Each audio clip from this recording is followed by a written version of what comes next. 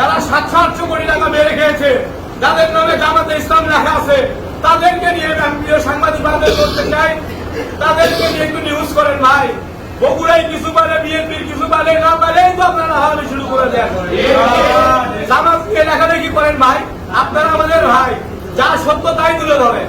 আমাদেরকে বিএনপির যে মিডিয়ার দলে ফালাইছেন সেটা এটা বাদ দিয়ে জামাতে ইসলাম হোক, জাতীয় পার্টি হোক, নতুন একটা দল হয়েছে এনসিপি, নাবালক পার্টি, যার বয়সী হয়নি, রাত টিপলে দুধ বের হবে, সেও বড় বড় কথা বলে বেড়ায়। সেসব দলের কার্যক্রম নিয়ে একটু কথাবার্তা বলে, সেসব দলের কার্যক্রম একটু দেখেন।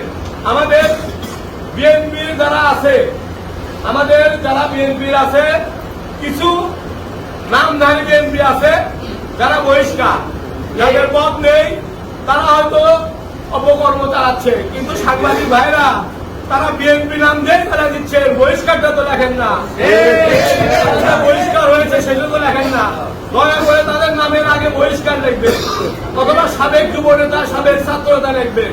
আপনাদের কাছে আমরা করজোড়ে অনুরোধ জানাতে চাই, চেয়ারম্যান, ভারপ্রাপ্ত চেয়ারম্যান, উনি নির্দেশ দিয়েছেন আমাদের যারা অপকর্মে জড়িত থাকবে সাথে সাথে তাদেরকে আমরা বহিষ্কার করে দিব। অলরেডি আমরা অনেক বহিষ্কার করেছি, এখনো আমাদের বহিষ্কার কার্যক্রম অব্যাহত আছে। কিন্তু যারা বিএনপির নাম ভাঙিয়ে, যেসব বহিষ্কৃত নেতা, যেসব সাবেক নেতা যারা বিএনপির নাম ডুবাইতে চায়, তারা সাবধান হয়ে যাবেন, এবং সেসব সাংবাদিক সাবধান হবেন যারা বিএনপির নাম ডুবাতে চান। বিএনপি কোন অপকর্মে জড়ায়নি, ভবিষ্যতেও জড়াবে না।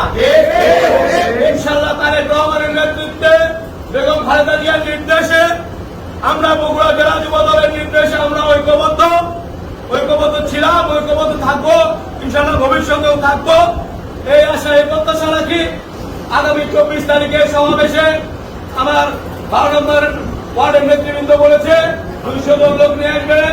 তার সাথে আমি ইনশাআল্লাহ তাদের সাথে সর্বোচ্চ 500 জন লোক নিয়ে আমরা আমাদের প্রোগ্রামে অংশগ্রহণ করবো, এবং মমিন বর্গীর নেতৃত্বে সমাবেশের শেষ পর্যন্ত আমি আমার ছেলেবেলা দিয়ে অবস্থান করবো। এই আশায় প্রত্যাশা রেখে আমি আমার সংক্ষিপ্ত কথা বলা শেষ করছি। শহীদ জিয়া অমর হোক, খালেদা জিয়া জিন্দাবাদ, কারণ অহংকার, দেশ তারেক রহমান জিন্দাবাদ। সবাইকে ধন্যবাদ।